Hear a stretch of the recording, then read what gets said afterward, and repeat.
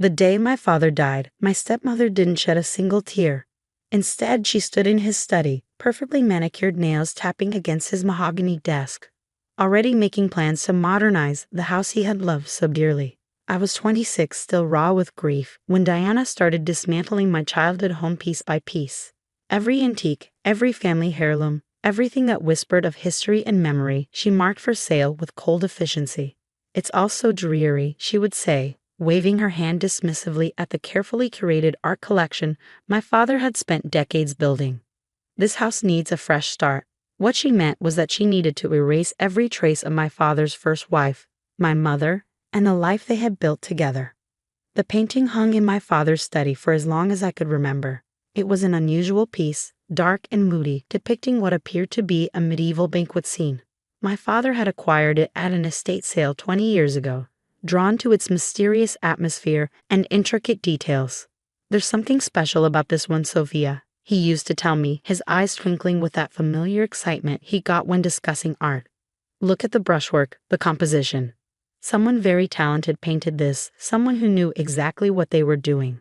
I spent countless hours in that study as a child, curled up in the leather armchair beneath the painting, watching my father work. He would often glance up at it, sometimes muttering to himself about the curious details he kept discovering. A hidden figure in the shadows, an unusual symbol woven into a tapestry in the background. But now, barely a month after we laid him to rest, Diana had already listed it for sale along with everything else. I found her in the study one morning, correcting movers as they took down the painting that had washed over so many precious moments between my father and me. "What are you doing?" I asked, my voice catching. "That was Dad's favorite." Diana barely glanced at me, too busy typing on her phone. "I'm selling it. Already found a buyer, some local antique dealer. He's giving me $500 for it." My heart stopped. $500. But Dad always said it was special. She let out a sharp laugh. "Your father had a romantic imagination when it came to art. It's just a dusty old painting, probably some amateur's work from the last century. Be grateful anyone's willing to pay anything for it." I reached for my wallet with trembling hands. "I'll buy it. I'll give you $500. Diana's perfectly painted lips curved into a cruel smile. "Too late. The deal's already done. Besides," she added, examining her manicure, "your father's will give me complete control over the house and its contents. I can do whatever I want with all of this junk." She was right about the will. My father, in his infinite trust and optimism, had left everything to his new wife of 5 years, believing she would honor his wishes and family traditions. His only direct bequest to me had been a small trust fund that wouldn't mature until I turned 30. I watched helplessly as the movers carried away the painting, along with the last pieces of my father's beloved collection. That night, I sat in my apartment, surrounded by the few photographs and small mementos I had managed to save from Diana's purge, and made myself a promise. I would find that painting again, no matter what it took. My search began the next day. I visited every antique shop in the city, but none had received the mysterious medieval banquet scene. The dealer Diana claimed to have sold it to didn't seem to exist. It was as if the painting had vanished into thin air. What Diana didn't know was that I had inherited more than just my father's trust fund. I had inherited his passion for art and his meticulous attention to detail. During those long afternoons in his study, I had absorbed everything he taught me about art history, authentication, and the subtle signs that distinguish a masterwork from a copy. I also had something else. A photograph I had taken of the painting one quiet afternoon, capturing a moment when sunlight had fallen across its surface in just the right way, illuminating details that were usually hidden in shadow. I had taken it simply because I loved the way the light played on the canvas, but now it became my most valuable clue. I began researching obsessively, comparing my photograph to archived images of medieval paintings. I reached out to art historians, spent hours in university libraries studying similar works from the period. Slowly, pieces of the puzzle began to emerge. The style wasn't amateur work as Diana had claimed. It showed mastery of techniques specific to 15th century Flemish painting. The pigments, from what I could tell from my father's notes and my own research, were consistent with materials used in that period. But most intriguingly, there were symbols and details in the background that suggested this might be more than just another medieval banquet scene. 6 months into my search, I met Dr. Elena Martinez, an art historian specializing in medieval European painting. She spent hours studying my photograph, her excitement growing visibly. "These symbols here," she pointed to barely visible markings in the tapestry depicted in the background. "They're incredibly significant. If this is what I think it is." She looked up at me, her eyes bright with academic fervor. "We need to find this painting." But finding it proved impossible. Every lead went cold. Every potential trail disappeared. Diana claimed she had no record of the buyer, and the painting seemed to have vanished into the vast, shadowy world of private art sales. I was about to give up when I received an unexpected call from my father's old attorney, Mr. Harrison. "Sophia," he said, his voice carrying a note of urgency I had never heard before. "I found something in your father's old files that you need to see. It's about the painting." An hour later, I sat in his office, staring at a document that changed everything. It was a letter, dated just weeks before my father's death, from an art authentication service in London. They had been secretly analyzing photographs and descriptions of the painting for months. Their conclusion made my hands shake. The painting showed all the hallmarks of being an unknown work by a master whose paintings now sold for millions. But they needed to examine the actual piece to confirm their findings. My father had died before he could pursue this lead, before he could protect his discovery. And now Diana had sold it for a mere $500, probably to someone who knew exactly what they were buying. I read the letter again, anger building inside me. Diana's quick sale, her dismissal of the painting's value, her conveniently missing records of the buyer. It all felt too neat, too calculated. "There's something else," Mr. Harrison said, pulling out another document. "Your father added a codicil to his will just days before he died.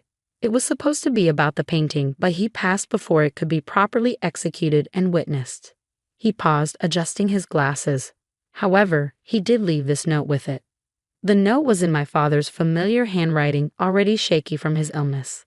"The painting must go to Sophia. She's the only one who truly sees what I see." I sat back, my mind racing. The painting wasn't just valuable, it was potentially worth millions. And somewhere out there, someone had it. Someone who had taken advantage of Diana's supposed ignorance, or perhaps her deliberate cooperation. "Mr. Harrison," I said, my voice steady despite my racing heart, "I need you to help me find out exactly how that sale was handled. Every detail, every document, every person involved." He nodded, already reaching for his phone. "I'll contact the bank for records of the transaction. If money changed hands, there will be a trail." As I left his office that evening, clutching copies of my father's documents, I felt a new determination. This wasn't just about recovering a valuable painting anymore. This was about justice, about honoring my father's last wish, about exposing whatever scheme had played out in those days after his death. I had no idea then that the truth would be even more shocking than I imagined, or that Diana's carefully constructed facade was about to crumble in the most spectacular way possible. It took 3 months of relentless investigation before we found our first real breakthrough. Mr. Harrison's contact at the bank discovered something odd.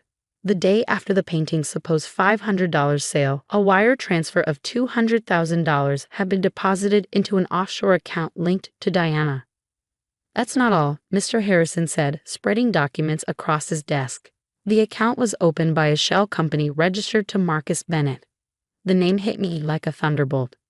Marcus Bennett was a notorious figure in the art world, known for acquiring undervalued pieces through questionable means and reselling them for massive profits. He had also been a regular at Diana's social events even before my father's death. They were working together, I whispered, the pieces finally clicking into place. Diana knew exactly what the painting was worth. Mr. Harrison nodded grimly, and $200,000 was likely just the down payment. These types of deals often involve much larger sums once the piece is authenticated and sold. Armed with this information, we hired a private investigator to track Bennett's recent activities. It didn't take long to discover that he had made several trips to Switzerland in the months following the painting's acquisition. Then came the news that changed everything. Dr. Martinez called me late one night, her voice trembling with excitement. "Sophia, you need to see this." She sent me a link to an upcoming auction at Christie's in Geneva. "Look at lot number 47. My heart nearly stopped. There, in the auction catalog, was my father's painting, but it wasn't listed as an anonymous medieval work anymore. The description read, "Previously unknown masterpiece by Hans Memling, circa 1470, recently discovered in a private American collection. The estimated value, $25 million. Hans Memling, one of the most renowned Flemish painters of the 15th century. My father had been right all along. The painting wasn't just special, it was a lost masterpiece. I immediately called Mr. Harrison. We need to stop that auction." The next 2 weeks were a blur of legal maneuvers and international phone calls. We filed injunctions, contacted Interpol's art crime unit, and reached out to every art authority who might be able to help. 3 days before the auction, Diana received an official call from Christie's. They needed to speak with her about the painting's provenance, its history of ownership. I made sure I was there when she took that call. The look on her face when she opened her front door and saw me standing beside the Christie's representative was priceless. All her careful composure cracked for just a moment before she tried to recover. "I don't understand," she said smoothly. "I sold that old painting to a local dealer. I have no idea how it ended up at Christie's." "Really?" I pulled out copies of her bank records. "Then perhaps you can explain the $200,000 wire transfer from Marcus Bennett's shell company, or the 3 meetings you had with him before my father's death." Diana's face went pale. The Christie's representative, a stern-faced woman named Mrs. Blackwood, cleared her throat. "Mrs. Walker, we have reason to believe you knowingly participated in the fraudulent acquisition of a major artwork. This is a very serious matter." "You don't understand." Diana's voice shook slightly. "That painting wasn't valuable. It was just some old thing." "Stop lying," I cut in. "We found Dad's letter from the London Authentication Service. You knew exactly what you were selling and to whom. You and Bennett planned this even before Dad died, didn't you?" Her silence was all the confirmation we needed. The next few hours were intense. Under pressure from Christie's legal team and faced with evidence of her conspiracy with Bennett, Diana broke.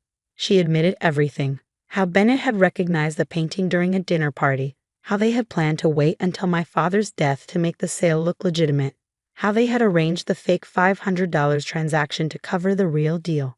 "Your father was a fool," she spat, finally dropping her sophisticated facade. "He could have sold it for millions, but he kept talking about preserving history and proper authentication. Bennett offered me a way to get what I deserved." "What you deserved?" I felt years of anger boiling over. "You married a kind, generous man who trusted you completely, and you betrayed him before he was even cold in his grave." Mrs. Blackwood had heard enough.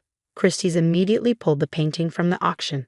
Interpol launched an investigation into Bennett's art trafficking operations. But the most satisfying moment came when Mr. Harrison revealed his final surprise.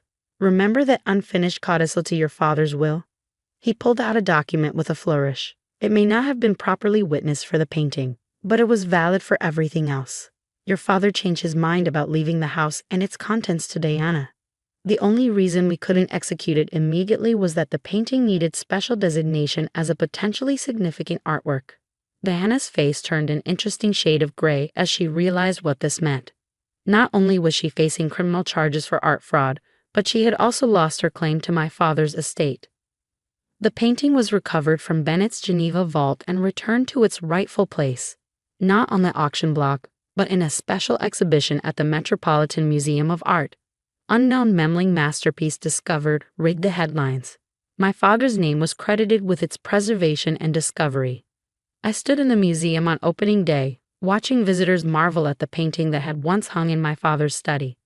The medieval banquet scene now revealed all its secrets under proper lighting and careful restoration. Every hidden symbol, every masterful brushed stroke my father had always known were there. Diana faced criminal charges along with Bennett. The investigation revealed they had planned similar schemes with other collectors, though none as valuable as our Memling. She accepted a plea deal that required her to return everything she had taken from my father's estate. 1 year later, I sat in my father's restored study, now filled again with the art collection Diana had tried to disperse.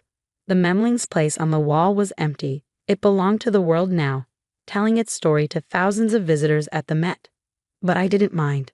Above the fireplace hung a different piece, a beautiful photograph of my father standing before his beloved painting. his eyes bright with the joy of someone who truly understood what he was seeing. I picked up the small journal he had left behind, filled with his observations about the painting over the years. All the details he had noticed, all the research he had done. He had known its value all along, not just in money, but in history and beauty. The real worth of art isn't in its price tag, he had written. It's in the story it tells, the history it preserves, and the truth it reveals about both its creator and its collectors. Diana had seen only dollar signs. Bennett had seen only profit. But my father had seen the soul of a masterpiece, and he had made sure it would be preserved for future generations to see as well. The money from my father's estate was restored to me, along with everything else Diana had tried to steal. But the real inheritance wasn't the wealth or even the art collection. It was the lesson my father had taught me about seeing beyond the surface, about valuing truth over profit, about protecting beauty and history for their own sake. Sometimes I visit the Memling at the Met, watching other people discover its mysteries just as my father and I once did. And every time, I think about how Diana thought she was so clever, selling a worthless old painting for $500. She never understood that true value isn't always obvious at first glance.